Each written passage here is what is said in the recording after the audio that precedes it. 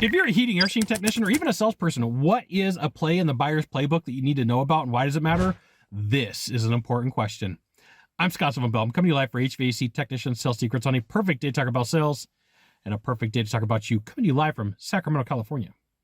Today, we are talking about buyer's playbooks, and we're on number 4.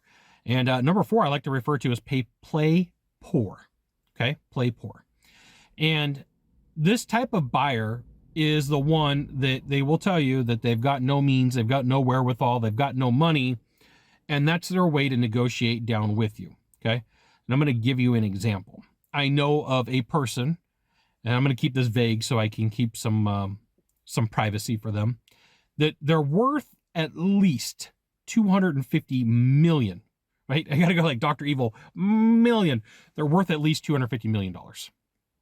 And anytime that somebody says, hey, I've got this product or the service that needs to get done, their answer is, that's too expensive. I don't have the money for that, right? That's their go-to answer. They play poor. Hey, that's too expensive. I don't have the money. Like, there are people who don't have the money, but this person lives in a freaking mansion and legitimately has $250 million, okay? But they play poor. And you need to know that this could be a playbook that they're using. So you have to get really good with questions. And you have to get really good with, talking this through and explaining, hey, look, if I discount a bunch, here's all the things that I've got to take with it. And of course they want the world, but they don't want to pay for it.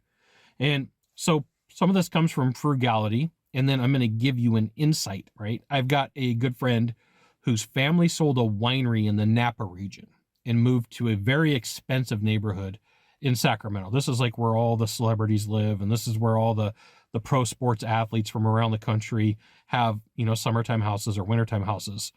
And there's a running joke in that community that there's 2 sets of pricing. There's outside of the gated community pricing, and then there's inside of this neighborhood. And I'm not going to name the neighborhood because I really don't want to. But if you live here in Sacramento, it's an expensive place. And so you need to know that part of the game is I don't have the money, and I don't have the means, which sometimes means that you got to figure out how to get them easy payment plans, AKA financing, 12 months same as cash, 18 months same as cash, 24 months same as cash, spaced out payments. High net worth individuals, believe it or not, that's their go-to move because like they can hold on to more cash. They have the ability to write you a check right now, but what they will do is they'll say, hey, do you have a form of financing that, you'll hold the money, you'll hold the note, and then I'll just pay it off on day 364. And this is why you should join my email publication. I'll give you the good, the news, the awesomeness, not in the Facebook group, not in the YouTube channel. So that's a URL. Type it into a browser, drop in your name and your email address. It'll be awesome. You'll love it. I'll love it. And so the play poor is for truly the person who has the money, they have the means, they have the wherewithal, and you just may have to figure something out. It may take more time. It may take more energy. It may take more effort. So if you're sitting with a buyer in their office, if you're sitting with a client in their home, and they go, I'm going to play poor, just remember, terms. They could be asking for terms. It could be that in their mind that they have a number in their head, like your product is 20 grand, and in their head, they can get it done for 10.